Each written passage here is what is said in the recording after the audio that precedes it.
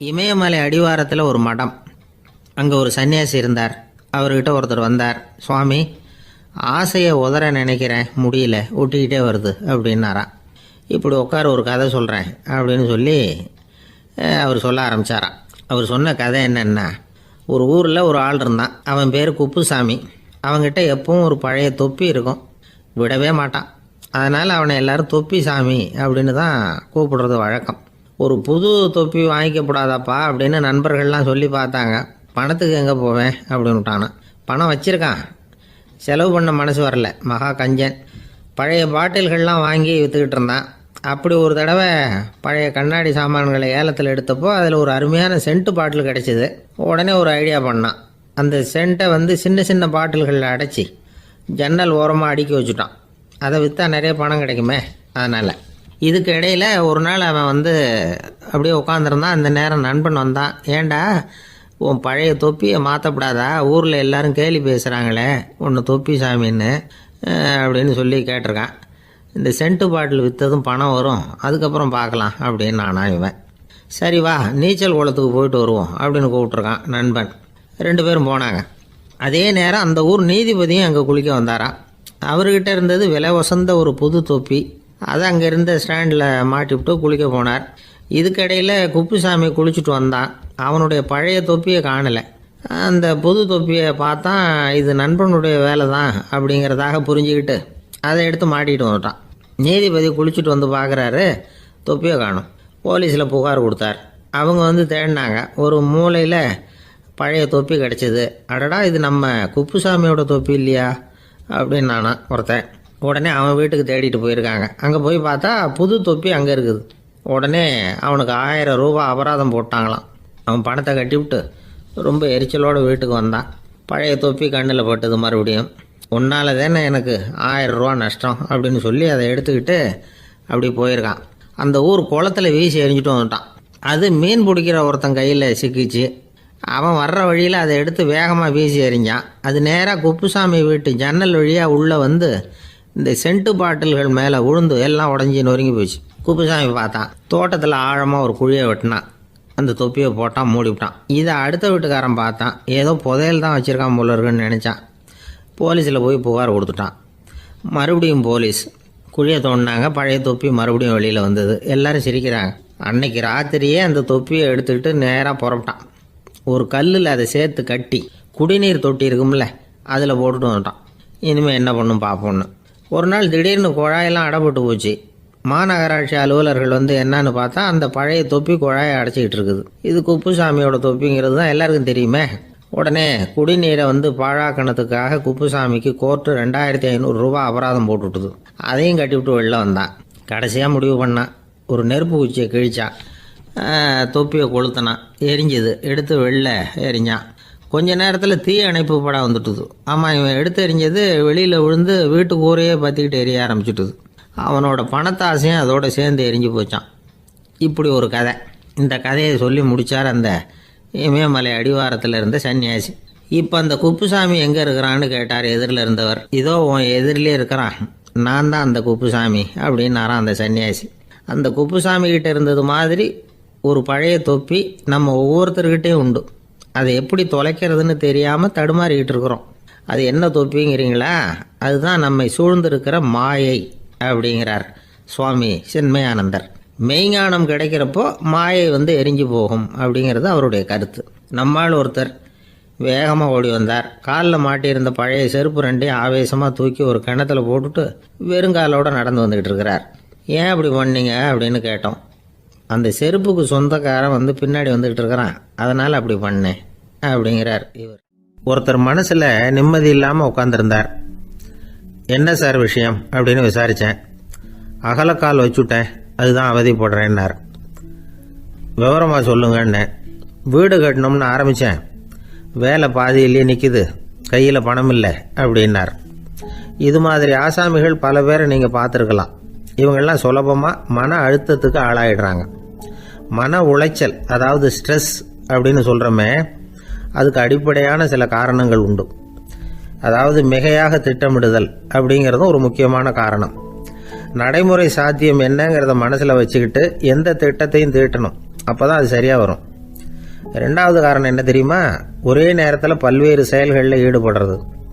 தொலைபேசியில் பேசிக்கிட்டே கையில் இருக்கிற கடிதத்தை படிச்சுக்கிட்டே எதிரில் உட்காந்துக்கிட்டு இருக்கிறவருக்கும் அப்பப்போ பதில் சொல்லிக்கிட்டு மனசில் பல்வேறு சிந்தனைகளை அப்படியே ஓட விட்டுக்கிட்டு இருக்கிறது.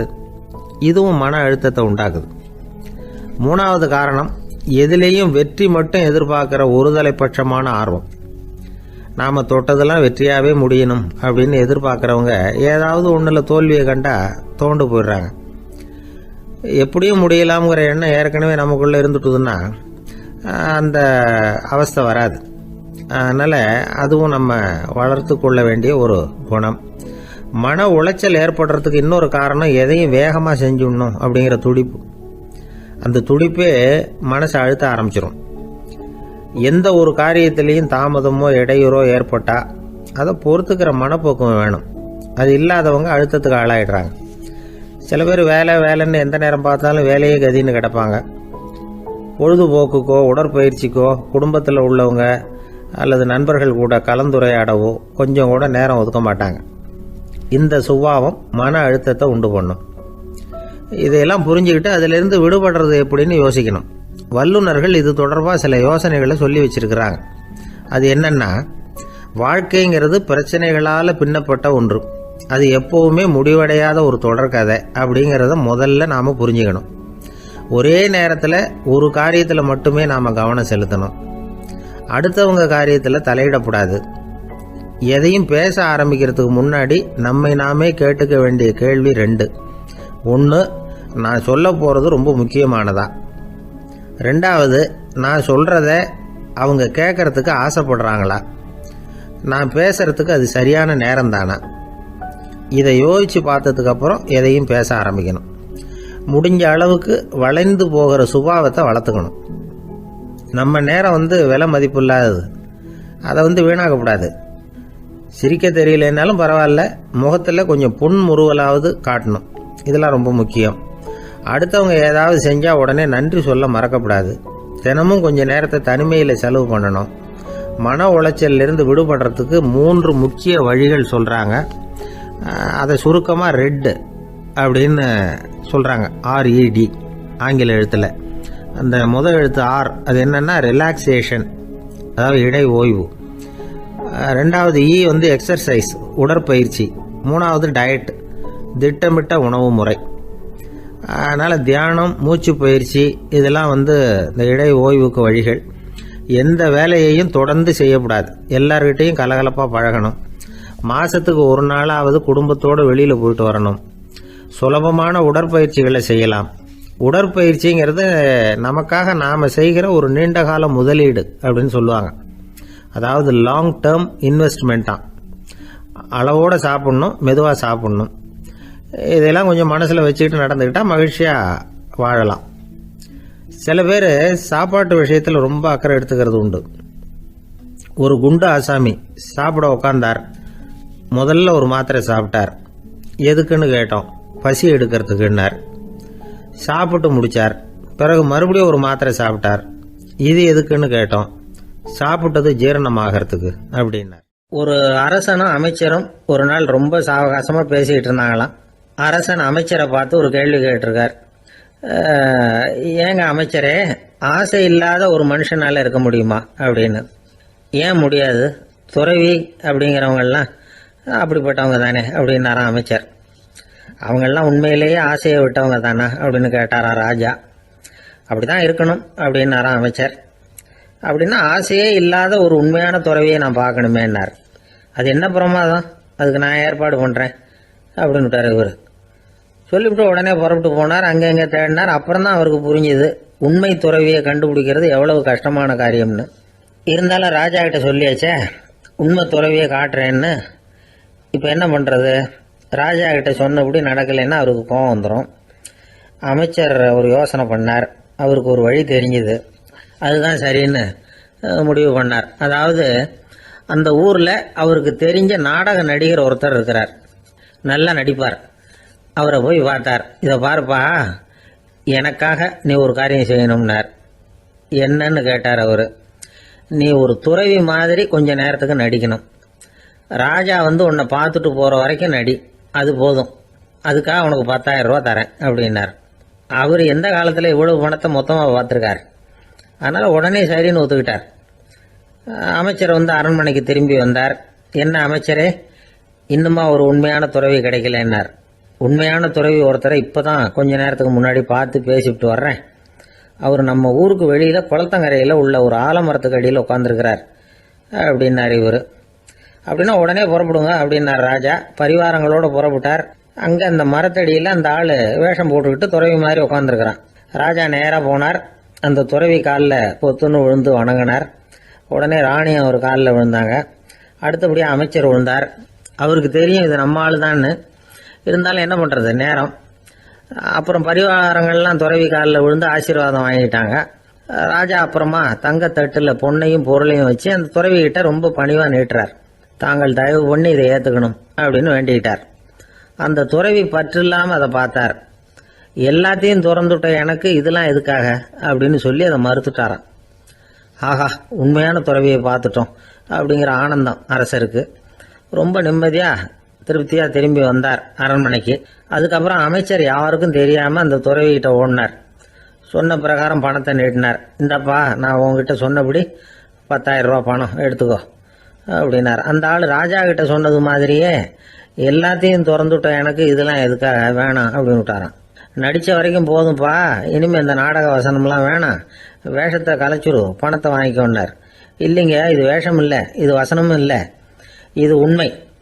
கொஞ்ச நேரம் துறவி மாதிரி நடித்ததுக்கே இந்த தேசத்து ராஜா, ராணி, அமைச்சர், பரிவாரங்கள் எல்லாம் என் காலில் விழுந்து வணங்குறாங்க. அப்படின்னா உண்மையான துறவியாக இருக்கிறது எவ்வளவு பெருமையான விஷயம். நான் உண்மையான துறவியாக ஆக போகிறேன், அப்படி முடிவும் பண்ணிட்டேன் அப்படின்னார் அந்த நடிகர். வேஷம் கூட எப்படிப்பட்ட விளைவுகளை உண்டு பண்ணுது பார்த்தீங்களா. நம்மால் ஒருத்தன் ரொம்ப வசதியாக தான் இருந்தான். ஒரு நாள் அவன் சொத்து பூரா திருட்டு போயிட்டுது.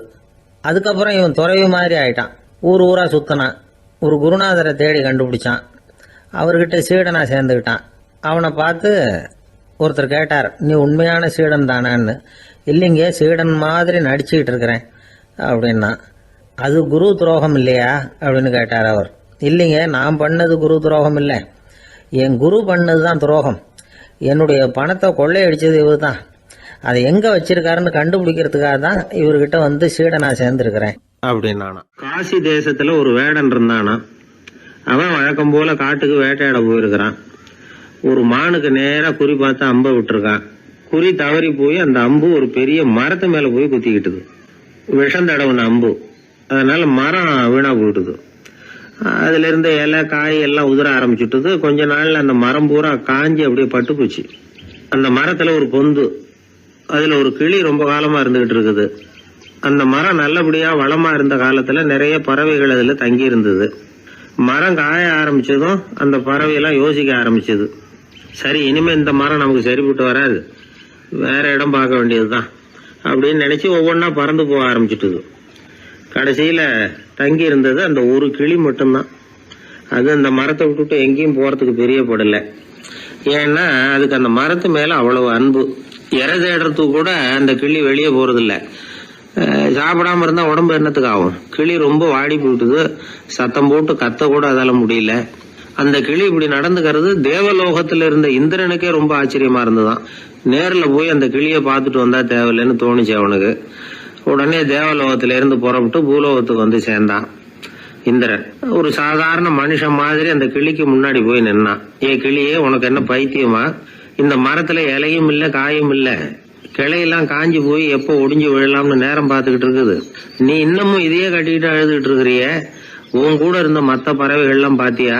இதே காட்டுல உள்ள செழிப்பான மரங்கள்ல போய் கூடு கட்டிக்கிட்டு சுகமா இருந்துகிட்டு இருக்கு. நீ மட்டும் ஏன் இப்படி கஷ்டப்படணும் அப்படின்னு கேட்டான் இந்திரன். கிளியை சும்மா சோதிக்கிறதுக்காக தான் அப்படி கேட்டிருக்கான். அந்த கிளிக்கு தவ வலிமை அதிகம். அதனால வந்திருக்கிறது இந்திரன் தாங்கிறது அதுக்கு புரிஞ்சு போச்சு. தேவேந்திரா, நான் இந்த மரத்துலதான் பிறந்தேன், வளர்ந்தேன். சின்ன வயசுல இருந்து என்னை வளர்த்து காப்பாத்தி ஆளாகினது இந்த மரம் தான். எனக்கு பசி எடுத்தப்போ பழம் கொடுத்தது இந்த மரம் தான். எனக்கு ஆபத்து வந்தப்போ அடைக்கலம் கொடுத்தது இந்த மரம் தான். இப்ப இந்த மரம் கஷ்ட திசையில இருக்குது. இந்த நேரத்துல நான் மட்டும் நல்லா இருந்தா போதும்னு நினைக்கலாமா? அது சுயநலம் இல்லையா? இப்படி இது துன்பப்படுற காலத்துல நானும் இது கூட இருந்து துன்பத்தை சகிச்சுக்கிறது தான் நியாயம். உதவி செஞ்சவங்களை உதறி தள்ளுறது நல்லது இல்லைங்கிறது உங்களுக்கே தெரியும். என்னோட நல்ல விரதத்தை குலைக்கிறது மாதிரி அல்லவா இருக்குது நீங்க சொல்றது. தேவர்களுக்கு ஏற்படுற சந்தேகங்களையே தீர்த்து வைக்கக்கூடிய நிலைமையில இருக்கிற நீங்க எனக்கு இப்படி உபதேசம் பண்ணலாமா அப்படின்னு கேட்டுதான் கிளி. இந்திரனுக்கு ரொம்ப மகிழ்ச்சி. இத கேட்டதும் கிளியே, நண்பர்கள்னா உன்ன மாதிரி இருக்கணும். பொதுவா ஒருத்தர் நல்லா இருக்கிறப்போ அவரை சுத்தி நிறைய பேர் இருப்பாங்க. அவர் கொஞ்சம் வீணா போயிட்டா அத்தனை பேரும் ஓடி போடுவாங்க. நீ அது மாதிரி இல்ல. சுகத்தையும் துக்கத்தையும் சமமா எடுத்துக்கிட்ட. உன்னை பாராட்டுறேன். உனக்கு விருப்பமான வரம் ஏதாவது கேளு தரேன் அப்படின்னாராம் இந்திரன். கிளி என்ன வரம் கேட்டது தெரியுமா? இந்த மரம் மறுபடியும் முன்னாடி இருந்தது மாதிரியே இலை பூ கனிகளோட செழிப்பா இருக்கணும் அப்படின்னு கேட்டுக்கிட்டுதான். அப்படியே தந்தேன்னாரு இந்திரன். அடுத்த வினாடியே மரம் முன்னாடி இருந்ததை விட செழிப்பா பூத்து குலுங்க ஆரம்பிச்சுட்டுது. அந்த கிளியும் ரொம்ப நாள் சந்தோஷமா வாழ்ந்துட்டு அதுக்கப்புறம் இந்திரலோகம் போய் சேர்ந்துதான். மகாபாரதத்துல பீஷ்மர் தர்மருக்கு இந்த கதையை சொல்றார். மற்றவர்கள் துன்பப்படுறப்போ இந்த கிளி மாதிரி எவன் பரிவு கொள்றானோ அவன் மேன்மை அடையறது நிச்சயம் அப்படின்னு அவர் சொல்றார். சரி, அந்த கதையை இந்த சமயத்துல எதுக்கு சொல்லணும் அப்படின்னா, வயசான காலத்துல அம்மா அப்பாவை கவனிக்காத பிள்ளைங்க காதல இது விழட்டுமேங்கிறதுக்காக தான். மத்தவங்க துன்பப்படுறப்போ பரிவு காட்டினாலே அந்த அளவுக்கு மேன்மை கிடைக்கும்னா, பெத்தவங்க துன்பப்படுறப்போ பரிவு காட்டினா எந்த அளவுக்கு மேன்மைங்கிறத நினைச்சு பார்க்கணும். ஒரு வயசான அப்பா தன்னோட பிள்ளைய பத்தி ரொம்ப மெச்சுக்கிட்டார். என் பிள்ளை எப்பவும் புத்திசாலித்தனமா குடும்பம் நடத்துறான். அவன் சம்சாரம் கோவிச்சுக்கிட்டு பிறந்த வீட்டுக்கு போற அளவுக்கு அவன் நடந்துகிட்டதே இல்ல அப்படின்னார். அப்படிங்களான்னு கேட்டோம் ஆச்சரியமா. ஆமாங்க, ஏன்னா இவனே அவங்க வீட்டுக்கு போய் வீட்டோட மாப்பிள்ளையா தங்கிக்கிட்டான் அப்படின்னார். இவெல்லாம் எந்த காலத்துல அப்பா அம்மாவை காப்பாத்த. ஒரு வயசான அம்மா ஒரு நாள் ஃபோன் பண்ணாங்க. ஐயா, நான் இந்த தகவல் நிகழ்ச்சியை தினமும் கேட்குறேன். உங்ககிட்ட ஒரு கேள்வி கேட்கணும் அப்படின்னாங்க. என்னங்க அப்படின்னோம். எனக்கு சொந்தமாக ஒரு நல்ல வீடு இருக்குது, வேணுங்கிற அளவுக்கு பணமும் இருக்குது, கணவரும் ரொம்ப நல்லவர், ரிட்டையர் ஆகி வீட்டில் தான் இருக்கிறார், பிள்ளைங்கள்லாம் பெரிய பெரிய உத்தியோகத்தில் இருக்கிறாங்க, அதில் ஒருத்தன் ஐஏஎஸ்ஸு, பணம்லாம் கூட நிறைய கொண்டாந்து கொடுக்குறாங்க. அப்படி இருந்தும் என் மனசில் நிம்மதி இல்லை, வாழ்க்கையில் ஒரு நிறைவு இல்லை அப்படின்னாங்க. ஏன்னு கேட்டோம். அதைத்தான் நான் உங்களை கேட்குறேன், ஏன் அப்படி அப்படின்னு திருப்பி கேட்குறாங்க. எங்களுக்கு ஒன்றும் புரியல. கொஞ்ச நேரம் குழம்பி போயிட்டோம். இருந்தாலும் அதை அவங்கக்கிட்ட காட்டிக்காமல் கொஞ்சம் சாமர்த்தியமாக, ஏம்மா உங்கள் மனசில் நீங்கள் ஏதோ ஒன்று எதிர்பார்க்குறீங்க, அது நிறைவேறலை அப்படி தானே அப்படின்னு கேட்டோம். ஆமாம் அப்படின்னாங்க. அதுக்கப்புறம் அவங்கக்கிட்ட கொஞ்சம் மனம் விட்டு பேசுகிறப்போ தானாக விஷயம் வெளியில் வந்தது. அதாவது அவங்க பிள்ளைங்க பெரிய பெரிய உத்தியோகத்தில் இருக்கிறதுனால அவசரமாக பார்த்துட்டு ஓடுறாங்களாம். ஆசையாக அம்மான்னு கூப்பிட்டுக்கிட்டு கிட்ட உட்காந்து கொஞ்ச நேரமாவது என்கிட்ட பேசினா தானே என் மனசு கொஞ்சம் நிம்மதியாக இருக்கும்.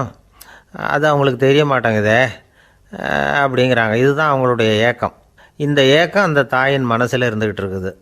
இப்படி மகனுடைய அன்புக்காக மட்டுமே ஏங்குற தாய்மார்கள் பல பேர் இருக்கிறாங்க இந்த உலகத்தில். இதை நினைக்கிறப்போ ஒரு வெளிநாட்டு நாடோடி கதை ஞாபகத்தில் வருது. அதாவது கடவுள் படைப்பு தொழிலில் ரொம்ப மும்முரமாக ஈடுபட்டுக்கிட்டு இருந்தாராம். மீன்களை படைச்சாராம், பறவைகளை படைச்சாராம், விலங்குகளை படைச்சாராம். அவருக்கு திருப்தி ஏற்படலை. அதுக்கப்புறம் மனிதர்களை படைச்சிருக்கிறார். அப்போவும் அவருக்கு மன நிறைவு ஏற்படலையாம். கடைசியாக தன்னுடைய சக்தி முழுசையும் பயன்படுத்தி குறையே இல்லாத அளவுக்கு ஒரு படைப்பை உருவாக்கினாராம். அந்த உன்னதமான ஒரு படைப்பு அதுதான் பெண், அதாவது தாய். இப்படி உருவாக்கி எல்லாரையும் இந்த உலகத்தில் விட்டுவிட்டாராம். அதுக்கப்புறம் கொஞ்ச காலம் கழித்து தன்னுடைய தேவியை அழைச்சிக்கிட்டு இந்த பூலோகத்துக்கு வந்திருக்கிறார். தன்னுடைய குறையில்லாத படைப்பாகிய பெண்ணை பார்த்தாராம். ஏம்மா, உனக்கு இன்னும் ஏதாவது குறை இருந்தால் சொல்லு, அதையும் நிவர்த்தி பண்ணி விடுறேன் அப்படின்னாராம். அந்த அம்மா பார்த்துருக்காங்க. சுவாமி, எனக்கு நீங்கள் கொடுத்துருக்கிறது 2 கை. என்னுடைய பிள்ளைகளுக்கு சேவை செய்கிறதுக்கு இந்த 2 கை பத்தலை. அதனால் இன்னும் ஒரு 2 கை கொடுத்தா தேவலை அப்படின்னாங்களாம். கடவுள் பார்த்தார். அதனால் என்ன, அப்படியே செஞ்சு விடலாம், இதோ அதுக்கான வரம் கொடுத்துட்டேன் அப்படின்னார். அந்த அம்மாவுக்கு இப்போ 4 கை ஆகிட்டுது. 4 கையாலேயும் குழந்தைகளுக்கு சேவை செய்ய ஆரம்பிச்சுட்டாங்க. கடவுள் திருப்தியாக திரும்பி போனார். அதுக்கப்புறம் கொஞ்ச காலம் கழித்து மறுபடியும் திரும்பி வந்தார் தேவியோட. பெண்ணை பார்த்தார். இப்போ என்னம்மா சந்தோஷந்தானே அப்படின்னாராம். அதுக்கு அந்த அம்மா, சந்தோஷந்தான், இருந்தாலும் இப்போ எனக்கு இருக்கிற 2 காலும் போதில்லை, இன்னும் ஒரு 2 கால் இருந்தால் தேவையில்லை, நிறைய ஓடி ஆடி பிள்ளைகளுக்காக வேலை செய்ய வேண்டியிருக்குது அப்படின்னு நாங்களாம். சரின்னு சொல்லி 4 கால் இருக்கிறது மாதிரி செஞ்சுட்டு போயிட்டார் கடவுள். மறுபடியும் கொஞ்ச நாள் கழித்து தேவி சொன்னாங்க கடவுள்கிட்ட, நீங்கள் என்ன தான் முயற்சி பண்ணினாலும் முழுமையான ஒரு படைப்பை உங்களால் உருவாக்க முடியாது, அப்படி தான் நான் நினைக்கிறேன் அப்படின்னாங்களாம். அப்படியா சொல்கிறேன், வா அந்த பொண்ணை பார்த்துட்டு வருவோம் அப்படின்னு புறப்பட்டு இங்கே வந்தாங்களாம். இங்கே வந்து பார்த்தா 4 கால் 4 கையோடு அந்த பொண்ணு ஒரு செவுத்தில் சாஞ்சி உட்காந்து அழுதுகிட்டு இருக்குது. இப்போ தேவி அந்த பொண்ணை சுட்டி காட்டி கடவுள்கிட்ட கேட்டாங்களாம், ஏங்க நீங்கள் அந்த பொண்ணுக்கு கையை கொடுத்தீங்க காலை கொடுத்தீங்க, சரி, அந்த கண்ணீரையும் எதுக்காக கொடுத்தீங்க அப்படின்னு கேட்டாங்களாம். அதுக்கு கடவுள் சொன்னாராம், கையை கொடுத்தது நான் தான், காலை கொடுத்தது நான் தான், ஆனால் அந்த கண்ணீரை கொடுத்தது நான் இல்லை, அதை கொடுத்தது அந்த அம்மாவோட பிள்ளைங்க அப்படின்னாராம். இன்றைக்கும் அப்படித்தான் பல பிள்ளைங்க அவங்க அம்மாவுக்கு கண்ணீரை தான் கொடுத்துக்கிட்டு இருக்கிறாங்க. அம்மாவை மதிக்கிற பிள்ளைங்க தான் இன்றைக்கி நல்லபடியாக இருக்கிறாங்கங்கிறது அவங்களுக்கு தெரியறதில்ல. இந்த காலத்து பிள்ளையாண்டான் ஒருத்தன் அவங்க அம்மாக்கிட்டேயும் நல்ல பிள்ளையாக நடந்துக்குவான், மனைவிக்கிட்டேயும் நல்ல கணவனாக நடந்துக்குவான், ரொம்ப சாமர்த்தியம். ஒரு நாள் அவங்ககிட்ட கேட்டாங்க, ஏன்பா உங்கள் அம்மாவும் உன் மனைவியும் சண்டை போட்டுக்கிட்டா நீ எந்த பக்கம் அப்படின்னாங்களாம். வீட்டுக்கு வெளிப்பக்கம் அப்படின்னானான். அவன் நம்மளை மாதிரி ஒரு ஆசாமி அவன் நம்மளை மாதிரியே கற்பனை பண்ணான். அதாவது நாம தான் இந்த உலகத்துல ரொம்பவும் கஷ்டப்படுறோம், மற்றவங்க எல்லாம் சந்தோஷமா இருக்கிறாங்க அப்படின்னு அவன் நினைச்சுக்கிட்டான். அவன் ஒரு நாள் கடவுளை வேண்டிக்கிட்டானா, சுவாமி இந்த உலகத்துல எவ்வளவோ பேர் இருக்கிறாங்க, ஒவ்வொருத்தருக்கும் ஒவ்வொரு விதமான கஷ்டம் இருக்கலாம், ஒத்துக்கிறேன், இருந்தாலும் எனக்கு அது கொஞ்சம் அதிகமா இருக்கிறது மாதிரி தெரியுது, அதனால நீங்க எனக்காக ஒரு சின்ன உதவி செஞ்சா போதும். அது வேற ஒண்ணும் இல்ல, என்கிட்ட இருக்கிற துயரங்களை இன்னொருத்தர் யாருக்கிட்டையாவது கொடுத்துருங்க, அவர்கிட்ட இருக்கிற துயரங்களை என்கிட்ட மாத்தி கொடுத்துருங்க, ஒரு மியூச்சுவல் டிரான்ஸ்ஃபர், அவ்வளவுதான், அப்படி பண்ணிவிட்டா போதும் அப்படின்னு வேண்டிக்கிட்டானா. அன்னைக்கு ராத்திரியே அவன் ஒரு கனவு கண்டிருக்கான். வானத்திலிருந்து ஒரு குரல் கேட்டிருக்கு. அது என்ன சொல்லிச்சு தெரியுமா? ஏ ஜனங்களே, எல்லாரும் அவங்கவுங்க கஷ்டங்களை ஒரு பையில போட்டு எடுத்துக்குங்க, அப்படி எடுத்துக்கிட்டு நேரா இந்த ஊர் எல்லையில இருக்கிற கோயிலுக்கு வந்து சேருங்க அப்படின்னு அந்த குரல். ஆஹா, கடவுள் நம்ம பிரார்த்தனைக்கு செவி சாய்ச்சுட்டார் அப்படின்னு சந்தோஷப்பட்டான் இவன். உடனே என்ன பண்ணா, தன்கிட்ட இருந்த கஷ்டத்தையெல்லாம் ஒரு சாக்கு பையில போட்டு எடுத்துக்கிட்டான். வீட்டை விட்டு வெளியில வந்தான். தெருவில் இறங்கி நடக்கிறான். அங்க பார்த்தா ஏகப்பட்ட பேர் ஆளுக்கு ஒரு பைய தூக்கிக்கிட்டு கோயிலுக்கு போயிட்டு இருக்கிறாங்க. சில பேர் மூட்டையா கட்டி தலையில சுமந்துக்கிட்டு போயிட்டு இருக்கிறாங்க. இவன் பார்த்தான். இவனுக்கு ரொம்ப ஆச்சரியமா இருந்தது. ஏன்னா எல்லாரும் வச்சிருக்கிற பைய இவன் பைய விட பெருசா இருந்தது. இவன் பை தான் இருக்கிறதுலயே கொஞ்சம் சின்னதா தெரிஞ்சது. இப்ப அவன் மறுபடியும் சாமியை வேண்டிக்கிட்டான், கடவுளே இப்ப உள்ள சூழ்நிலையை கவனிச்சா என்கிட்ட இருக்கிற பைய பரவாயில்லன்னு தோணுது, அதனால வேற பை எதையும் மாத்த வேணாம், இதுவே பரவாயில்ல, இந்த பையோட திரும்பி வீட்டுக்கு போனா போதும்னு நினைக்கிறேன் அப்படின்னு ஏதோ நினைக்க ஆரம்பிச்சுட்டான் அவன். எல்லாரும் கோயிலுக்கு போய் சேர்ந்தாங்க. கோயில்ல அந்த குரல் மறுபடியும் கேட்டுது. எல்லாரும் அவங்கவுங்க பைகளை சோகத்துல தொங்க விடுங்க, திடீர்னு விளக்குகள் அணையும், மணி அடிக்கப்படும், அதுதான் அடையாளம். அந்த சமயத்துல இருட்டுல உங்களுக்கு வேண்டிய பைய நீங்க மாத்தி எடுத்துக்கலாம், தேர்ந்தெடுத்துக்கலாம். வெளிச்சம் இருக்கிறப்பவே உங்களுக்கு பிடிச்ச பைக்கு பக்கமா பார்த்து நீங்க நின்னுக்கலாம் அப்படின்னு சொல்லி விவரம் சொல்லிச்சான் அந்த குரல். அப்படி சொன்னதுக்கு அப்புறம் திடீர்னு விளக்கு அணைஞ்சுது, மணி அடிச்சுது. கொஞ்ச நேரம் கழிச்சு மறுபடியும் விளக்குகள்லாம் எரிஞ்சுது. இப்போ பார்த்தா எல்லாரும் அவங்கவுங்க பையையே கெட்டியா பிடிச்சிட்டு நிக்கிறாங்க. இவனும் அப்படியே நிக்கிறான். இவன் மெதுவா பக்கத்துல நிக்கிறவங்க கிட்ட கேட்டானா, ஏன் நீங்க பைய கையிலேயே வச்சிருக்கிறீங்க, செவுத்துல மாட்டலையா அப்படின்னு கேட்டிருக்கான். இல்லப்பா, நீ ஏன் கையிலேயே வச்சிருக்கிறியோ அதே காரணத்துக்காக தான் நாங்களும் வச்சிருக்கிறோம். நம்ம கவலைகளை பத்தி நமக்கு ஓரளவுக்காவது தெரியும், ஆனா மற்றவங்க கவலைகள் நமக்கு பரிச்சயம் இல்லாதவை, பழக்கம் இல்லாதது. அதனால நமக்கு தெரிஞ்ச கவலைகளை சமாளிக்கிறது சுலபம். தெரியாததை சமாளிக்கணும்னா மறுபடியும் ஆரம்பத்தில இருந்து ஆரம்பிக்கணும். அதனால பழைய நண்பர்களோட வாழறது தான் மேல் அப்படின்னு நானான். அதுக்கப்புறம் அவன் தன்னோட பையே போதும்னு வீட்டுக்கு திரும்பி வந்துட்டானான். இது ஒரு பெரியவர் சொல்லி இருக்கிற கதை. அதனால நம்ம கிட்ட இருக்கிற கஷ்டங்கள் தான் பெருசு, அதை இன்னொருத்தங்கிட்ட கொடுத்துட்டு மாத்திக்கலாம் அப்படின்னு நினைக்கிறது தப்பு. இதே மாதிரி இன்னொரு சம்பவம். ஒரு ஊர்ல ஒரு நாள் ராத்திரி ஆகாயத்தில இருந்து கடவுள் குரல் கேக்குது. இந்த ஊர்ல இருக்கிற ஜனங்கள்லாம் கொஞ்சம் கவனிங்க. உங்களுக்கு ஒரு செய்தி. அதாவது இங்க இருக்கிற ஜனங்கள்லயே கொஞ்சம் கூட கவலையே இல்லாத ஆள் யாருன்னு எனக்கு தெரியணும். அதனால எல்லாரும் அவங்க கவலைகளை ஒரு பையில போட்டு எடுத்துக்கிட்டு கோயிலுக்கு வாங்க அப்படின்னாரு கடவுள். உடனே வரிசையா எல்லாரும் வர ஆரம்பிச்சாங்க. எல்லார் கையிலயும் பை இருந்தது, சின்னதும் பெருசுமா.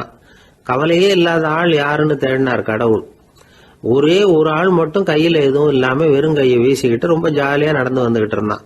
கடவுள் அவங்ககிட்ட போனார். ஏன்பா உனக்கு கவலையே இல்லையா அப்படின்னு கேட்டார். எனக்கும் சில கவலைகள்லாம் உண்டு அப்படின்னு அவன். எங்க அதெல்லாம்னு கேட்டிருக்காரு கடவுள். பின்னாடி லாரியில வந்துகிட்டு இருக்கு அப்படின்னு அவன். இந்த உலகத்துல எத்தனை வகையான மனிதர்கள் இருக்கிறாங்க, ஒவ்வொரு மனிதனுமே ஒவ்வொரு வகை அப்படிங்கிறாங்க விஞ்ஞானிகள். மனிதர்களை 3 வகையா பிரிக்கலாம் அப்படின்னு சொல்றாங்க மெய்ஞானிகள்.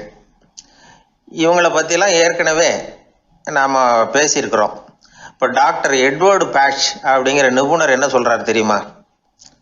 மனிதர்களை 7 வகையா பிரிக்கலாம்ங்கிறார். மனிதர்களின் மனநிலை அடிப்படையில் அவங்களை 7 விதமா வகைப்படுத்துறார் அவர். சரி, அது என்ன 7 வகை? முதல் வகை என்னன்னா பயந்த குணம் உள்ளவங்க. சார் ரொம்ப பயந்த சுபாவம், வீட்டில் கூட வாயே திறக்க மாட்டார், சாப்பிட போறப்ப மட்டும்தான் கொஞ்சம் வாயை திறப்பார், அப்புறம் மூடிக்குவார் அப்படின்னு சில பேரை பற்றி நாம் பேசிக்கிறது உண்டு. இவங்கெல்லாம் இந்த வகை, அதாவது பயந்த குணம் உள்ளவர்கள் அப்படிங்கிற முதல் வகை. சரி, 2வது வகை என்னன்னா சஞ்சலப்படுகிறவர்கள். எதுக்கு எடுத்தாலும் கலக்கம், குழப்பம், இப்படியே காலம் தள்ளிட்டு இருப்பாங்க. பல பேர் பார்த்துருப்பீங்க. அவங்கெல்லாம் இந்த வகை. 3வது வகை என்னன்னா யதார்த்த உலகை மறந்து கற்பனை உலகத்திலேயே மிதக்கிறவங்க. இளைஞர்கள், கவிஞர்கள், இப்படி பல பேர் இருக்கிறாங்க.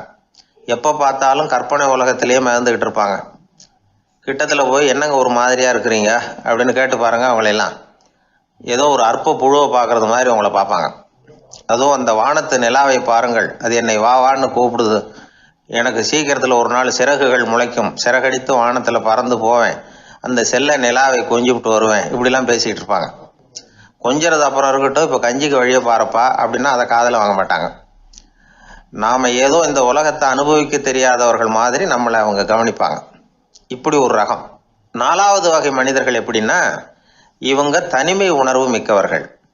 இவங்க மற்றவங்களோட இயல்பாக நெருங்கி பழகிறதில்ல, தான் உண்டு தன்னுடைய வேலை உண்டுன்னு இருந்துட்டு போகிறவங்க. அடுத்த வீட்டில் இருக்கிறவர் யார் அப்படின்னு கேட்டால் கூட அடுத்த வீடுன்னு ஒன்று இருக்கா அப்படிங்கிறது மாதிரி நம்ம முகத்தை பார்ப்பாங்க. அவங்ககிட்ட மேற்கொண்டு நாம் என்னத்தை பேச முடியும்? இப்படி ஒரு வகை. 5வது வகை மனிதர்கள் எப்படின்னா, இவங்க மற்றவங்க செல்வாக்குக்கு உட்பட மறுப்பவர்கள். அடுத்தவங்களோட செல்வாக்குக்கு இவங்க ஆட்படுறதில்ல. நான் யார் தெரியுமான்னு கேட்டால் அதை தெரிஞ்சுட்டு எனக்கு என்ன ஆக போகுதும்பாங்க. இவங்கெல்லாம் அந்த ரகம்.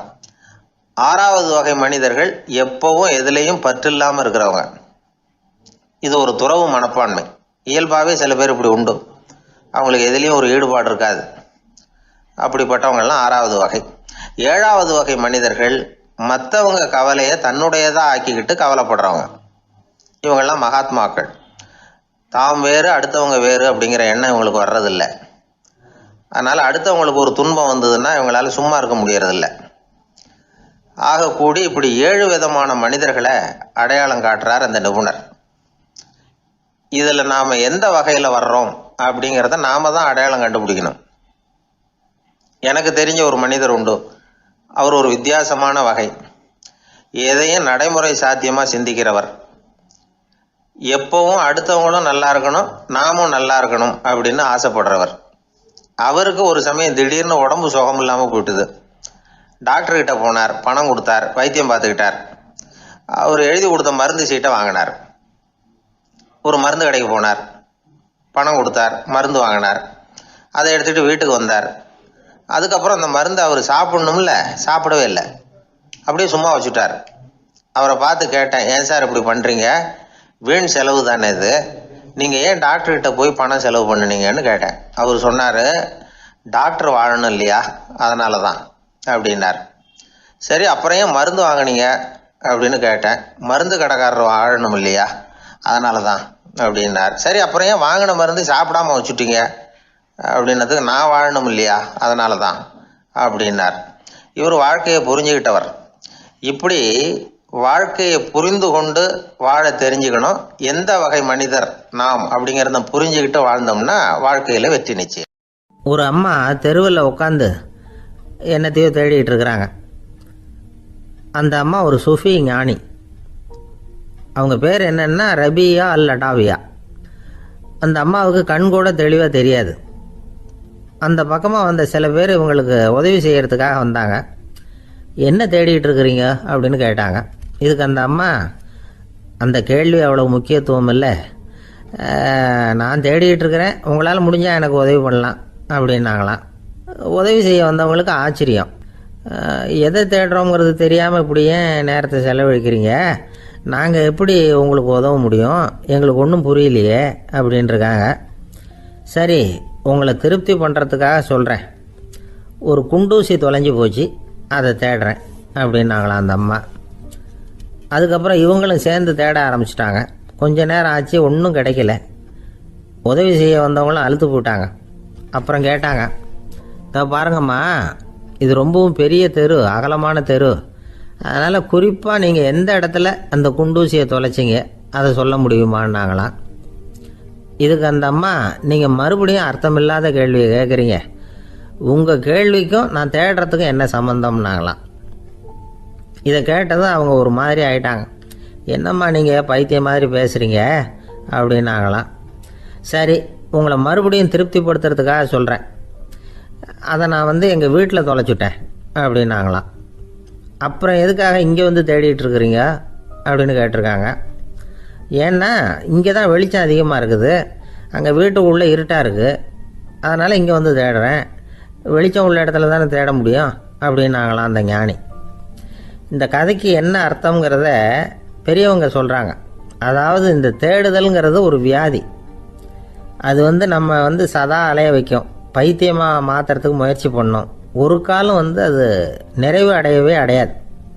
வாழ்வுங்கிறது ஒரு புரிந்து கொள்ள முடியாத சதா இயங்கி கொண்டிருக்கிற ஒரு செயல்.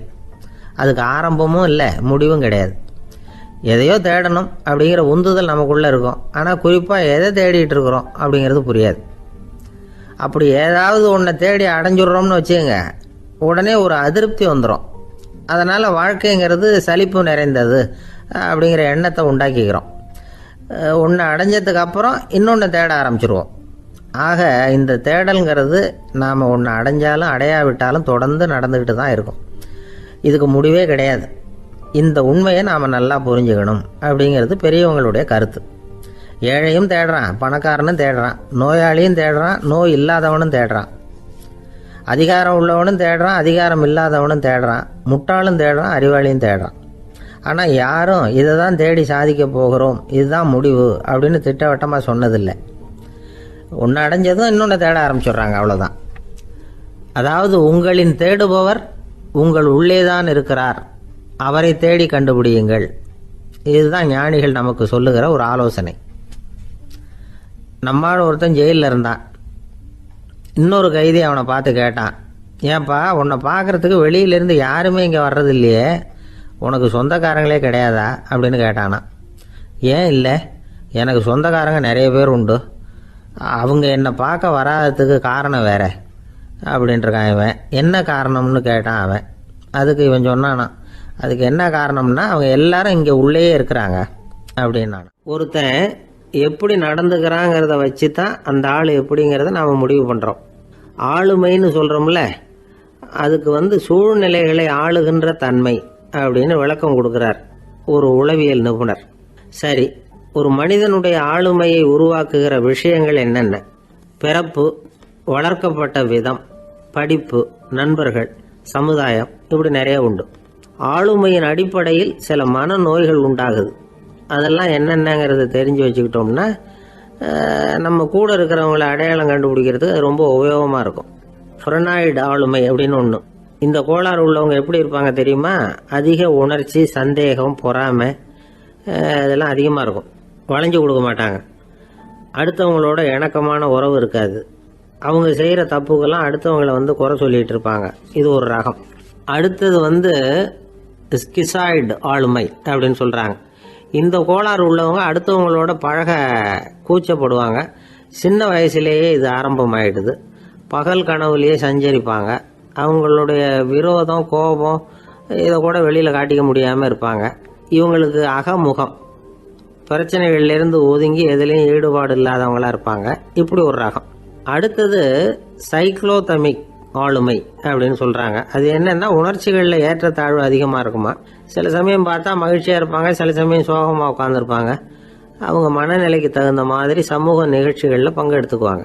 இன்னொரு வகை என்னென்னா எண்ணப்பீடிகை ஆளுமை அப்படின்னு பேர் வச்சிருக்கிறாங்க. அதுக்கு இவங்களுக்கெல்லாம் கரெக்டாக இருக்கணும், எல்லாம் சட்டத்திட்டம் இதுலேயும் ஒரு ஒழுங்குமுறை, இப்படி எதிர்பார்க்குற மனோபாவம். இவங்க எதிர்பார்ப்புக்கும் அரண்முறைக்கும் மற்றவங்க கட்டுப்படணும்னு நினைப்பாங்க. இந்த நிலைமை நீடிச்சா என்ன ஆகும் தெரியுமா? அலைக்கழிக்கிற எண்ணங்கள் திரும்ப திரும்ப ஒரே செயலை செய்ய தூண்டுற மன தளர்ச்சிக்கு ஆளாயிடுறாங்க. அடுத்தது ஹிஸ்டீரியா ஆளுமை. சின்ன விஷயத்தையெல்லாம் பெருசுப்படுத்தி நாடகமாக்குற நடிகர்கள் இவங்க. உணர்ச்சி அதிகம் உள்ளவங்க. இவங்க மன எழுச்சியில் பக்குவமின்மை, குழந்தைத்தனம், முதிர்ச்சியின்மை எல்லாம் இருக்கும். தன்னலம் மிக்க குணம், பிறர் தன்னை மட்டுமே கவனிக்கணும்னு நினச்சி செயல்படுறது, இதெல்லாம் இவங்க அடையாளம்.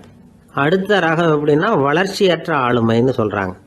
அடுத்தவங்களோட இணங்கி போக முடியாதவங்க, அறிவு, மன எழுச்சி, சமூக உறவு இதில் எல்லாம் போதுமான வளர்ச்சியையும் நிறைவையும் பெற முடியாதவங்க. இவங்களால வாழ்க்கையில் முன்னேற முடியாது. பிச்சைக்காரங்க, குற்றவாளிகள் இவங்ககிட்டெல்லாம் இது மாதிரியான ஆளுமை அதிகமாக இருக்குமா. அடுத்தது என்னென்னா சோர்வுடைய ஆளுமை. எதுலேயும் உற்சாகம் இல்லாமல் சோர்ந்து போயிருப்பாங்க. அதுக்கெல்லாம் நமக்கு வலிமை இல்லைப்பா அப்படின்னு சொல்லிட்டு இருப்பாங்க. சின்ன விஷயங்களுக்கெல்லாம் அதிர்ச்சி அடையிறது, வாழ்வின் சுவையை அனுபவிக்க முடியாதவங்க. இன்னொரு ரகம் இது கொதித்தெழும் ஆளுமைங்கிறாங்க. எதுக்கு எடுத்தாலும் ஆத்திரம், குரோதம், வன் செயல் இதிலெல்லாம் ஈடுபாடு, இப்படி உள்ளவங்க. நத்தை வகை ஆளுமை அப்படின்னு ஒன்று. அடுத்தவங்க மேலே விரோதம் இருக்கும், அடிக்கணுங்கிற எண்ணம் இருக்கும். ஆனால் அதை அப்படியே வெளியில் காட்டாமல் அதே சமயம் அமைதியான முறையில் வெறுப்பை வெளிக்காட்டுற ரகம். இவங்கெல்லாம் பேசாமல் கம்முன்னு இருந்துக்கிட்டே நினைச்சதை நிறைவேற்றிக்கிடுவாங்க. முன்ஜாக்கிரதை ஆளுமை அப்படின்னு ஒரு ரகமா. பாதுகாப்பின்மை, சந்தேகம், முழுமையின்மை, அறவேக்காட்டுத்தனம் இந்த மனப்போக்கு அதிகமாக இருக்கிறதுனால அகம்பாவம், புடிவாதம், எச்சரிக்கை எல்லாம் அளவுக்கு மீறி இருக்கும்.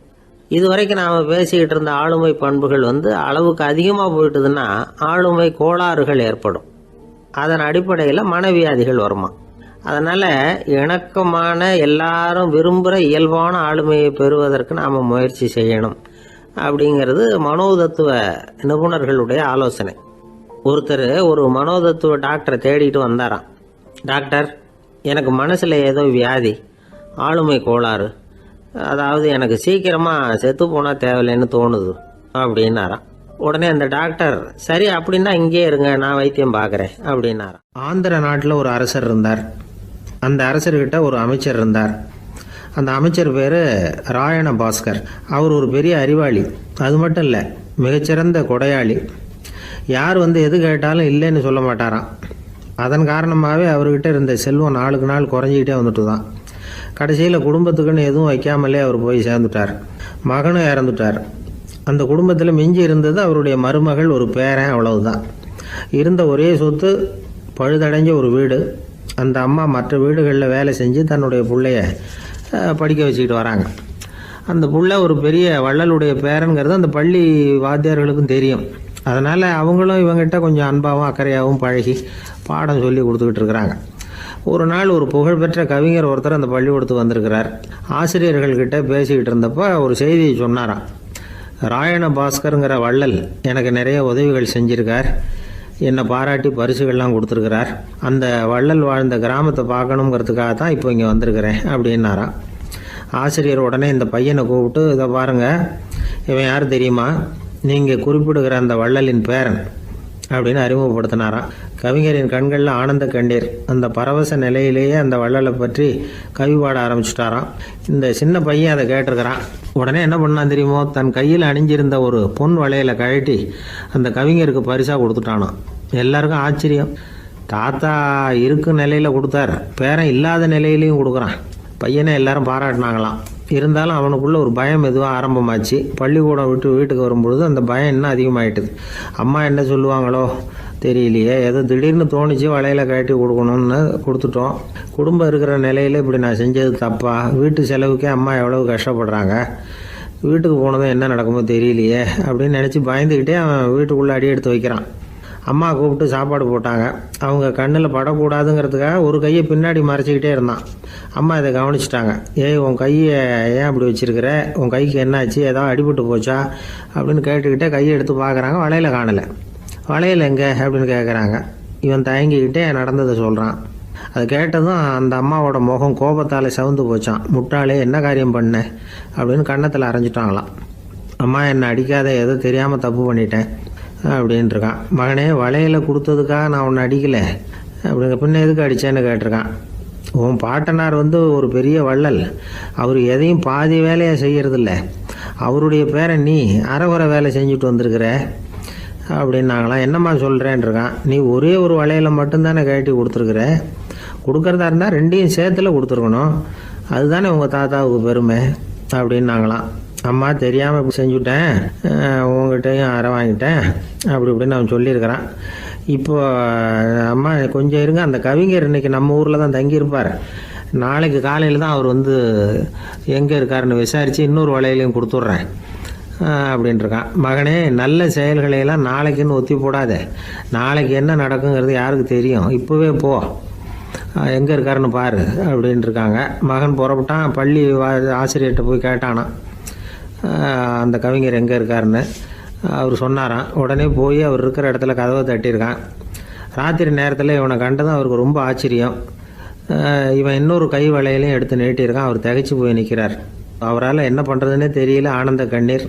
இது பெரியவர்கள் கூற கேட்ட ஒரு வரலாறு. இன்னைக்கு இப்படிப்பட்டவங்களை பார்க்க முடியுமா? வறுமை வள்ளல் தன்மையை ஒன்று செய்து விடாதுங்கிறதுக்கு இது ஒரு உதாரணம்.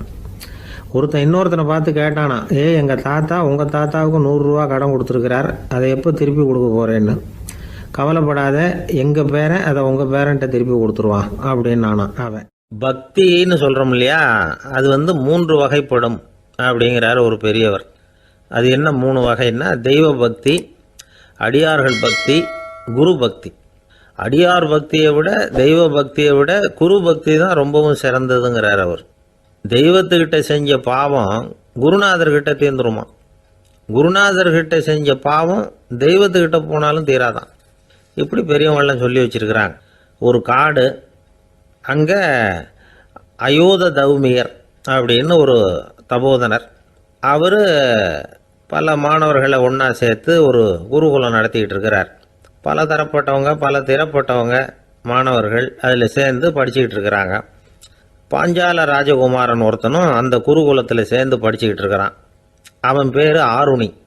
பெரிய இடத்து புள்ள, இருந்தாலும் படுப்பில் ரொம்ப கெட்டிக்காரனாக இருந்தான். அவன் தான் அங்கே முதல் மாணவன். ஒரு நாள் குருநாதர் அந்த அரசகுமாரனை கூப்பிட்டார். நம்ம குருகுலத்துக்கு சொந்தமான வயலில் தண்ணீர் பெருகி வெள்ளம் பயிரை அழிக்குதான், அதனால் நீ போய் மடையை அடைச்சிட்டு வந்துரு அப்படின்னார். அந்த அரசகுமாரன் உடனே புறப்பட்டான். குருநாதர் சொல்லிட்டார்ல, உடனே புறப்பட்டான்.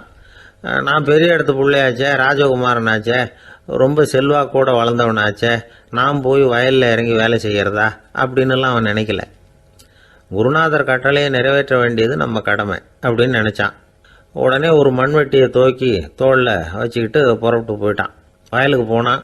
பார்த்தான், தண்ணி கரையை உடச்சிக்கிட்டு வயலுக்குள்ளே ஏகமாக பாஞ்சிக்கிட்டு இருக்குது. இவன் மண்வெட்டியால் களிமண்ணை புல்லோடு சேர்த்து புல் பத்த மாதிரி வெட்டி வெட்டி போட்டான். இருந்தாலும் மடையை அடைக்க முடியல. தண்ணி அதை மீறி வந்துக்கிட்டே இருக்குது. தண்ணி வேகமாக வயலுக்குள்ளே போய்கிட்டே இருக்குது. போடுற பத்தையெல்லாம் கரைஞ்சி கரைஞ்சி போயிட்டுருக்கு. இருந்தாலும் இவன் தன்னுடைய முயற்சியை கைவிடலை. வெட்டி வெட்டி போட்டுக்கிட்டே இருக்கிறான். காலையில் அங்கே போனவன் சாயந்தரம் வரைக்கும் இப்படி செஞ்சுக்கிட்டு இருக்கிறான். உடம்பும் மனசும் ரொம்பவும் சோர்ந்து போச்சு.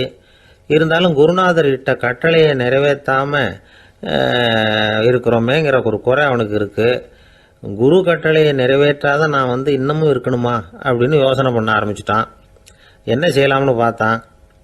நம்ம குருநாதர் இட்ட பணிக்காக இந்த உடம்பையே தியாகம் பண்ணலாம் அப்படின்னு முடிவு பண்ணான்.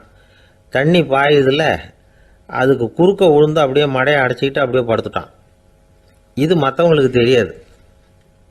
அன்னைக்கு ராத்திரி ஒரு விளக்கு முன்னாடி உட்காந்து குருநாதர் பிள்ளைங்களுக்கு பாடம் சொல்லி கொடுத்துக்கிட்டு இருக்கிறார். முதல் வரிசையில் இருக்கக்கூடிய ராஜகுமாரனை காணலை. நம்ம ஆருணி எங்கே போனா அப்படின்னு சொல்லி மற்ற மாணவர்களை விசாரித்தார். இப்போ அவங்க சொன்னாங்க, சுவாமி அவன் காலையில் வயலுக்கு வந்து மடையை அடைக்கிறதுக்காக போனான், நீங்கள் தான் போக சொன்னீங்க, இன்னும் திரும்பி வரல அப்படின்னு அவர் பையன்.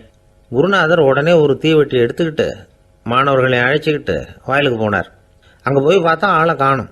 ஆருணின்னு சொல்லி சத்தம் போட்டு கூப்பிட்டு பார்க்குறார். நான் இங்கே இருக்கேன் குருநாதா அப்படின்னு காலுக்கு அடியிலேருந்து ஒரு சத்தம் வருது. குனிஞ்சு பார்த்தா அவன் மடையில் படுத்துருக்குறான். என்னப்பா இதுன்னார். காலையிலேருந்து இந்த மடையை அடைச்சி பார்த்தேன் சுவாமி, முடியல, அதனால் இப்படி குறுக்க படுத்துட்டேன், என்னை தாண்டறதுக்கு பயந்து போய் தண்ணியே தேங்கி நின்றுட்டுது அப்படின்னா. அவனுடைய குரு பக்தியையும் அவனை தாண்டறதுக்கு அஞ்சு நிற்கிற தண்ணி தேக்கத்தையும் பார்த்துட்டு எல்லாரும் ரொம்ப ஆச்சரியப்பட்டு போயிட்டாங்களாம். ஆருணி எழுந்திரிச்சு வா அப்படின்னு கூப்பிட்டாரான் குருநாதர். அவன் தண்ணீரை பொழந்துக்கிட்டு எழுந்திரிச்சு வந்தானான்.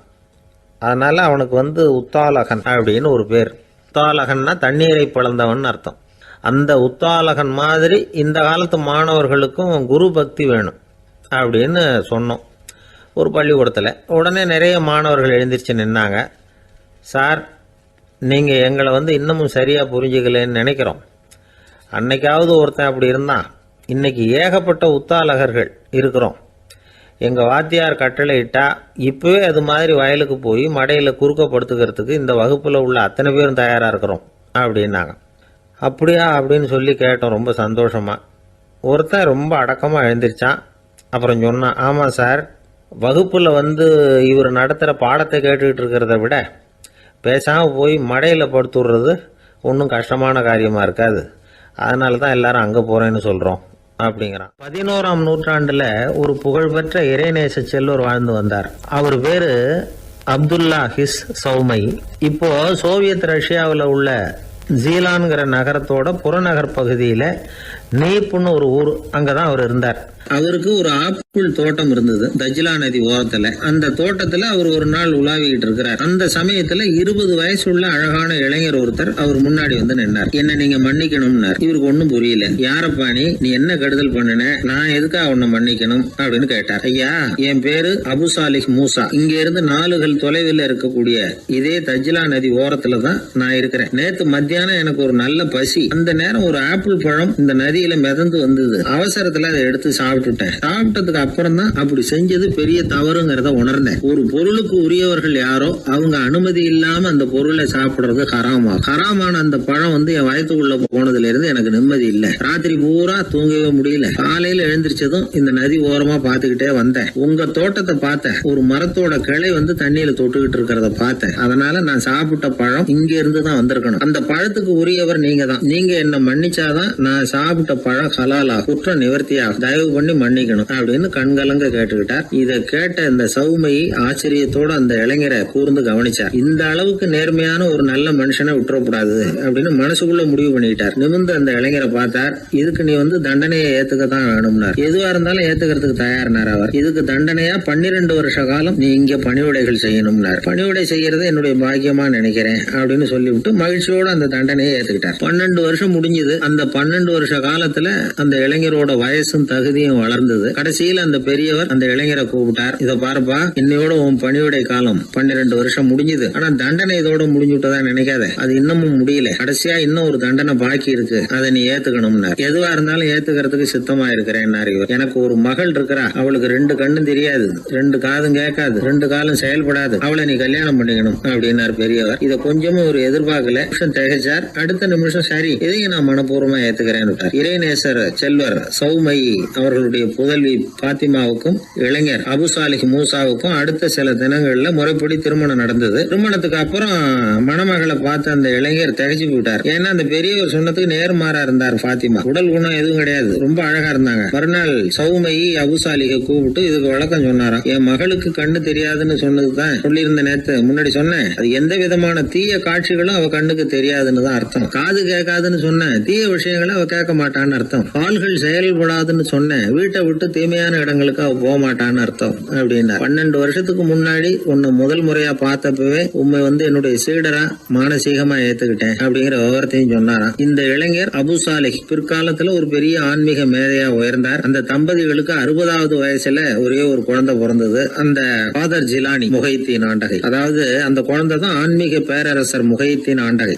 அப்படி அந்த கதையை சொல்லுவாங்க பழைய இதை. அப்படிப்பட்ட பெரியவர்களுடைய வாழ்க்கை தான் நமக்கு வழிகாட்டணும். எனக்கு ஒரு சிநேகிதன் அவன் சொன்னான், டேய் என்னுடைய மாமனார் கூட தன்னுடைய பொண்ணை எனக்கு திருமணம் பண்ணி கொடுக்கறதுக்கு முன்னாடி ஒரு செய்தியை சொன்னார், பொய்ன்னு அப்புறமா தான் தெரிஞ்சது அப்படின்னா. என்ன சொன்னார்னு கேட்டோம். என் பொண்ணு மாசத்துக்கு ஒரு தடவை ஏதாவது கோபம் வந்தா கையில கிடைக்கிறத எடுத்து உங்க மேல எரிவா, நீங்க தான் அனுசரிச்சு நடந்துக்கணும்னு சொன்னார் அப்படின்னா. அப்படி அவர் சொன்னது பொய்யா அப்படின்னு கேட்டேன். ஆமா, அவர் மாசம் ஒரு தடவைன்னு அவர் சொன்னது பொய், தினம் ஒரு தடவை அப்படி செய்யறா, இதுதான் உண்மை அப்படின்னு. ஒருத்தர் ஓடி வந்தார். இன்னொருத்தரை பார்த்து, சார் உங்க சைக்கிளை ஒரு நாள் இரவல் கொடுங்களேன், பக்கத்து ஊருக்கு போயிட்டு வர வேண்டியிருக்கு அப்படின்னார். இவர் சைக்கிளை கொடுத்து பத்திரமா கொண்டுட்டு போங்கன்னார். சார் இதை பத்திரமா கொண்டு போறேன், கவலையே வேணாம், ஏன்னா இது உங்களோட சைக்கிள் அப்படின்னு நான் நினைக்கல, என்னோட சைக்கிளா நினைக்கிறேன் அப்படின்னார். அதுக்கப்புறம் தான் இவருக்கு உண்மையாவே பயம் வந்துட்டுது. ஏன்னா அவர் சொன்னது மாதிரி அதை தன்னோட சைக்கிளாவே நினைச்சு தள்ளிட்டு போட்டா என்ன பண்றது? எது எதை நம்முடையதா நினைக்கணுங்கிறதுக்கு ஒரு வரையறை இருக்கு. சில பேர் ஆபீஸையே வீடா நினைச்சு விடுறது உண்டு. அப்படிப்பட்டவங்க கூட வீட்டை ஆபீஸா நினைக்கிறது இல்லை. ஏன்னா வீட்டில் இவர் ஆபீஸராக நடந்துக்க முடியறதில்லை. இதெல்லாம் ஒரு பக்கம் இருக்கட்டும், இப்போ விஷயத்துக்கு வருவோம். பொறியியல் மேதை டாக்டர் விஸ்வேஸ்வரய்யா இருந்தார் இல்லையா, பாரத ரத்னா விருதெல்லாம் கொடுத்தாங்களே. ஆபீஸ் வேலை வேற, சொந்த வேலை வேற அப்படிங்கிறதுக்கு ஒரு உதாரணமா இருந்தவர் அவர். மைசூர் மகாராஜா கிட்ட திவானா இருந்தார். அவர் ஒரு நாள் அரசாங்க வேலை காரணமா வெளியூர் போயிருந்தார்.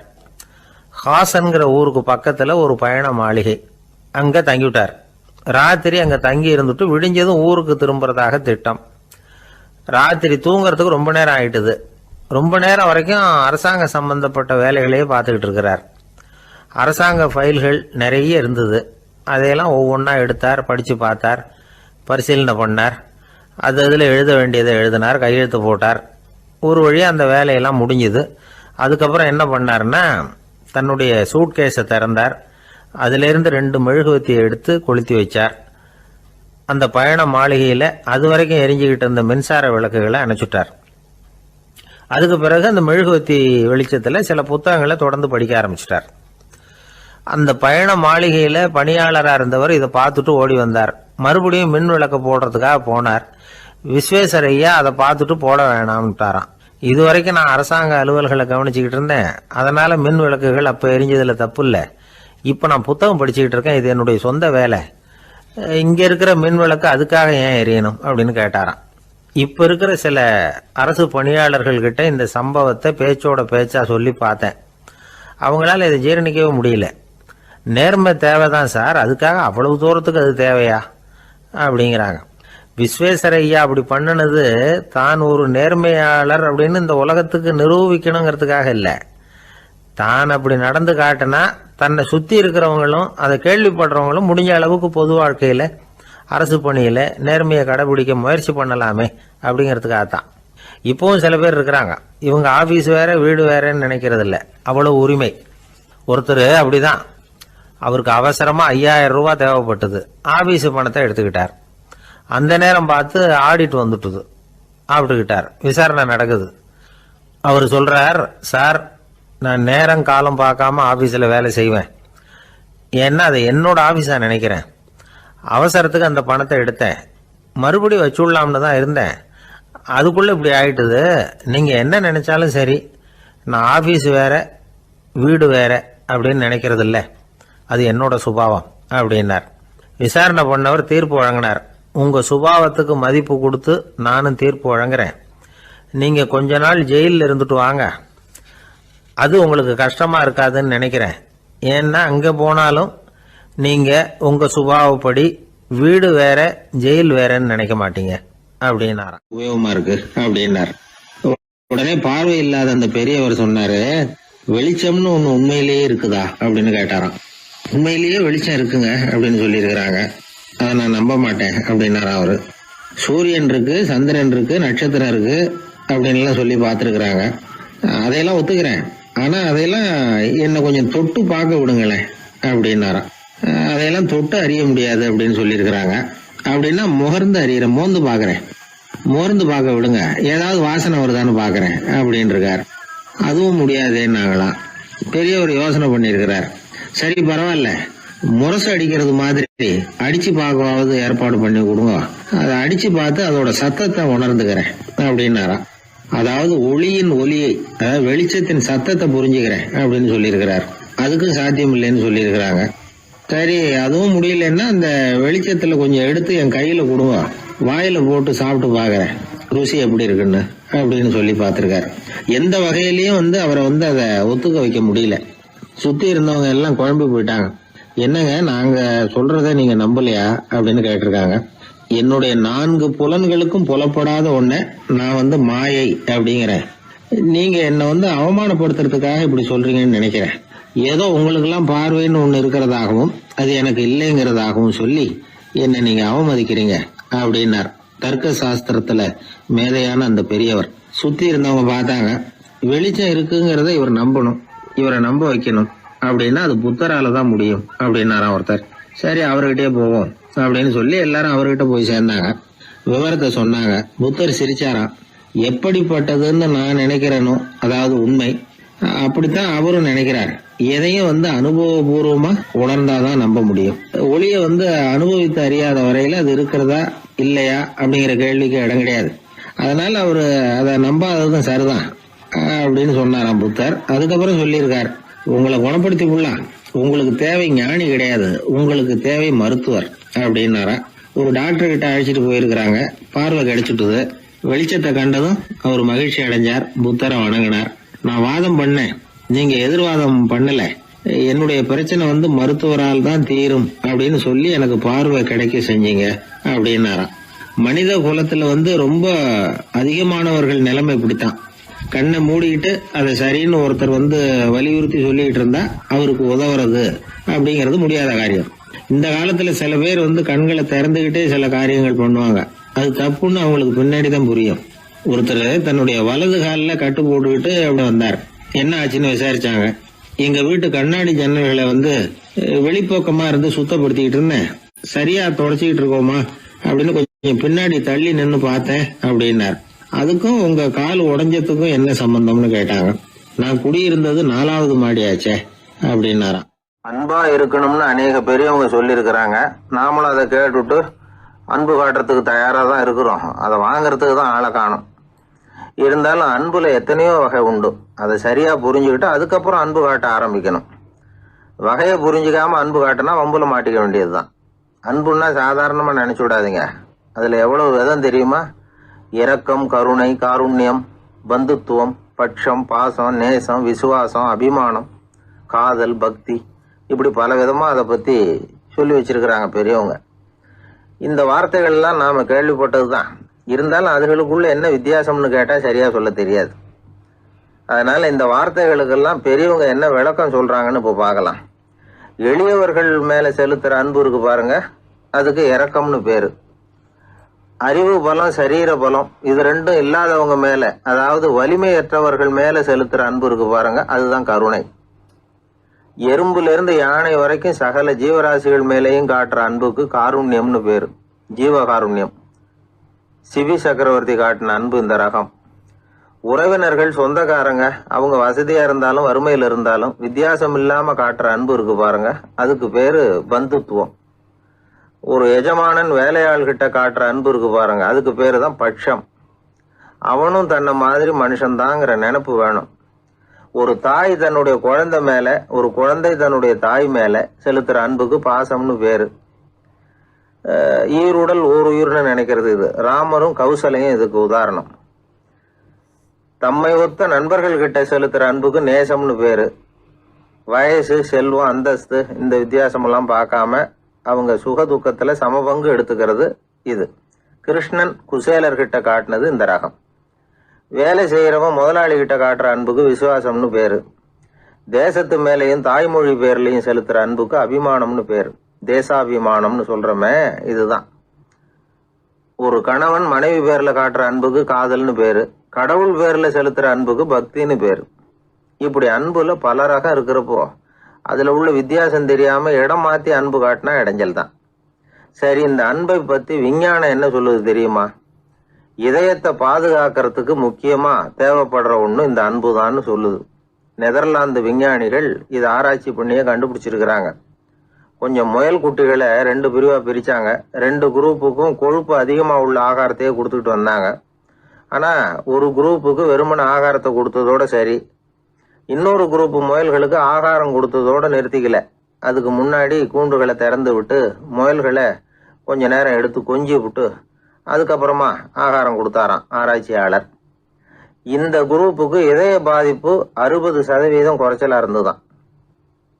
சில நோயாளிகளுக்கு ஹார்ட் அட்டாக் வந்தாலும் அதை தாங்கிக்கிட்டு குணமாகிற சக்தி அதிகமாக இருக்குது. இது எப்படின்னு ஆராய்ச்சி பண்ணி பார்த்துருக்குறாங்க. அவங்கெல்லாம் மனைவி தன் பேரில் ரொம்ப அன்பாக இருக்கிறதாக நினைக்கிறவங்களாம் இருக்கிறாங்களாம். இதய நோயாளிகள் பல பேரை சந்தித்து இதய நோய் ஏற்பட என்ன காரணம்னு கேட்டிருக்கிறாங்க. அவங்க சொன்ன காரணம்லாம் சாப்பாடு சம்பந்தமா இல்லையா, மனைவி அன்பா இல்லை, இப்படிப்பட்ட காரணத்தை தான் சொல்கிறாங்களாம். அதனால் இதயத்தை பாதுகாக்கணும்னு நினைக்கிறவங்க அடுத்தவங்க அன்பாக இருக்கிறது மாதிரி பார்த்துக்குங்க, அதுதான் முக்கியம். ஒருத்தர் முகம் பூரா பிளாஸ்டரி போட்டுக்கிட்டு வந்தார். ரொம்ப கோபமாக, என்னங்க ஆச்சுன்னு விசாரித்தேன். எல்லாம் உங்களால் தான் சார்னார். விவரமாக சொல்லுங்களேன். என்ன உங்கள் தகவலை கேட்டுட்டு ஒரு பூனைக்குட்டியை கையில் எடுத்தேன், அன்பாக அதை தடவி கொடுக்கறதுக்காக. ஆனால் அது முந்திக்கிட்டது, அது என் முகத்தை தடவி கொடுத்துட்டுது. முகம் பூரா நகை கீறல், அதுதான் இப்படி அப்படின்னார்.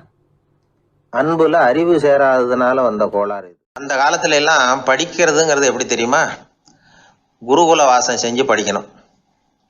ஆசிரியருங்கிறவர் ஆசிரமத்தில் இருப்பார். அங்கே போய் அவருக்கு தொண்டுகள் செய்யணும். துணிகள்லாம் துவைச்சி போடணும். தூங்கும்போது காலை பிடிச்சி விடணும். புழுக்கமாக இருந்தால் விசிறி மட்டை எடுத்து விசிறணும். அப்படியே அப்பப்போ அவர் சொல்லிக் கொடுக்குற பாடத்தையும் கற்றுக்கணும். அவர் சொல்லிக் கொடுக்குற பாடங்களை ஓலைச்சுவடிகளில் எழுதிக்கணும். இதுதான் குருகுல வாசம்ங்கிறது. இப்போ மாதிரிலாம் கிடையாது. ஆக குருகுல வாசம்ங்கிறது மனசையும் பண்படுத்தும், அறிவையும் பண்படுத்தும். அப்படி ஒரு பயிற்சி அது. அந்த காலத்தில் பஞ்சபாண்டவர்கள் ஒரு குருகுலத்தில் படிக்க போனாங்களாம். ஏற்கனவே அங்கே ஒரு 15 பேர் இருந்திருக்கிறாங்க. இவங்களையும் சேர்த்து மொத்தம் 20 பேர். எல்லாரும் ரொம்ப ஆர்வத்தோடு அங்கே தங்கி படிச்சுக்கிட்டு இருக்கிறாங்க. 2 வருஷம் ஓடி போச்சு. எல்லாரும் ஊருக்கு திரும்ப வேண்டிய நேரம். ஆசிரியர் ஒவ்வொருத்தராக கூப்பிட்டார். இது வரைக்கும் என்ன கற்றுக்கிட்ட அப்படின்னு கேட்டார். அவங்க தாங்கள் எழுதி வச்சிருந்ததை சொன்னாங்க, கற்றுக்கிட்டதை சொன்னாங்க. அங்கே படிக்க வந்தவங்க எல்லாருமே புத்திசாலிகள். அது மட்டும் இல்லை, பல பேர் அரச குடும்பத்தை சேர்ந்தவங்க, இளவரசர்களாக வேற இருக்கிறவங்க. அதனால் அவங்கக்கிட்ட அபாரமான கல்வி அறிவை எதிர்பார்த்தார். ஒருத்தன் வந்தான், தான் எழுதி வச்சிருந்த சரித்திர பாடம் பூராவையும் படித்து காட்டினான். இன்னொருத்தன் வந்தான், தான் எழுதி வச்சிருந்த பூகோள பாடம் பூராவையும் படித்து காட்டினான். இப்படி ஒவ்வொருத்தராக வந்து அவங்க படித்தது என்னங்கிறத படித்து காட்டிவிட்டு போனாங்க. கடைசியாக தர்மர் வந்தார். பேசாமல் நிற்கிறார். தன் கையில் இருந்த ஓலைச்சுவடி கேட்டால் அவர் பிரிக்கவே இல்லை. ஆசிரியர் இவர்கிட்ட தான் அதிகமாக எதிர்பார்த்தார். ஆனால் இவரும் பேசாமல் நின்றுட்டு இருக்கிறார். நீ என்ன கற்றுக்கிட்ட சொல்லு, ஓலைச்சுவடியை பிரித்து படினார் அந்த முனிவர். தர்மர் அசையவே இல்லை. மெதுவாக சொன்னார், ஐயா, நான் கற்றுக்கிட்டது ஒன்றே ஒன்று தான். அதுதான் வாழ்க்கையில் எனக்கு ரொம்ப முக்கியமான பாடமாக அமையும் அப்படின்னார். என்னது, என்கிட்ட 2 வருஷ காலமாக படிச்சு விட்டு கடைசியில் கற்றுக்கிட்டது ஒன்றே ஒன்று தானா அப்படின்னார் முனிவர். அவருக்கு ஒன்றும் புரியல. மற்ற மாணவர்களை விட இவர் பண்புகளில் உயர்ந்தவர், அறிவில் சிறந்தவர், வயசில் முதிர்ந்தவர். இவரே இப்படி சொன்னால் மற்றவங்க நிலைமை என்னத்துக்கு ஆறுது, அவங்க ரொம்பவும் கெட்டு போயிடுவாங்களே அப்படின்னு அவர் யோசனை பண்ணார். தர்மா, நல்லா யோசனை பண்ணி பதில் சொல்லு. 2 வருஷமாக நீ வந்து கற்றுக்கிட்டது என்ன அப்படின்னு தானே நான் கேட்குறேன், அதை கொஞ்சம் யோசனை பண்ணி சொல்லுன்னார் முனிவர் கொஞ்சம் கோபமாக. தர்மர் முகத்தில் எந்த மாறுதலுமே இல்லை. இல்லையா, 2 வருஷமாக நான் கற்றுக்கிட்ட முக்கியமான பாடம் ஒன்றே ஒன்று தான்னார். இப்போ அந்த முனிவருக்கு கோபம் அதிகமாக வந்துடுச்சு. ஏன்பா, உனக்கு வெக்கமா இல்லையா? உன்னை விட வயசில் குறைஞ்சவங்க எவ்வளவு பாடம் கற்றுக்கிட்டு இருக்கிறாங்க, எவ்வளவு விரிவாக அவங்க படித்து காட்டினாங்க. நீயும் கூட நிறைய குறித்து வச்சிருக்கிற போல இருக்க, அதை ஏன் பிரித்து படிக்கக்கூடாது அப்படின்னார். ஐயா, நான் சொல்கிறது உங்களுக்கு ஏமாற்றமாக இருந்தால் என்னை மன்னிக்கணும். நான் ரொம்ப முக்கியமாக கற்றுக்கிட்டு இருக்கிறது ஒன்றே ஒன்று தான், மற்ற எதையும் சொல்கிறதுக்கு விரும்பலைன்னார். மாணவர்கள்லாம் சிரிச்சுட்டாங்க. முனிவருக்கு கோபம் அளவுக்கு மீறி வந்துட்டு ஓங்கி அரைஞ்சு விட்டார் தர்மரை அவர் கன்னத்தில். தர்மர் கண்ணை செவந்து போட்டுது, கண்கள் கலங்கி போச்சு. ஆனாலும் அவர் அமைதியை இழக்கலை, தலை குனிஞ்சு நிற்கிறார். இவருடைய பிடிவாதம் முனிவருக்கு இன்னும் ஆத்திரத்தை உண்டாக்கி விட்டது. இன்னொரு கன்னத்திலே அரைஞ்சார். எல்லாரும் பயந்து போய் அமைதியாக நின்றுட்டு இருக்கிறாங்க. முனிவர் கத்துறார், அப்படி நீ கற்றுக்கிட்ட அந்த முக்கியமான பாடம் தான் என்ன, அதையாவது சொல்லு அப்படின்னார். ஐயா அதை மட்டும் ஒரு ஓலைச்சுவடியில் தனியாக குறித்து வச்சிருக்கிறேன், இந்தாங்க இதை நீங்களே படித்து பாருங்கன்னார். தருமர் ஓலைச்சுவடியை நீட்டினார். முனிவர் அதை வாங்கி பிரித்தார், சத்தம் போட்டு படித்தார்.